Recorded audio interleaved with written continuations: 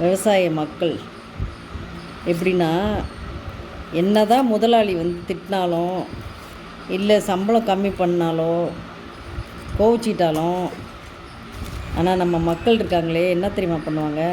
களை வெட்டும்போது அந்த பயிரை மட்டும் கத்திரிக்காய் கன்று, வெண்டைக்காய் கன்று, அந்த மாதிரி இதை எக்காரணத்து கொண்டும் களையை வெட்டுவாங்களே தவிர கன்றுகளை வெட்ட மாட்டாங்க.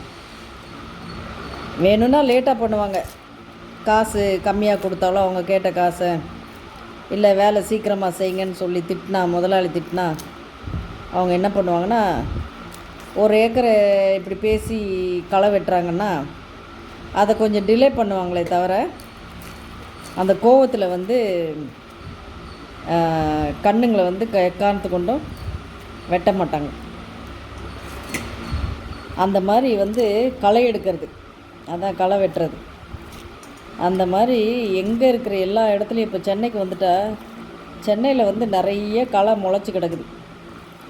களையெல்லாம் வெட்டிட்டு எல்லாத்தையும் சுத்தம் செய்யணும்.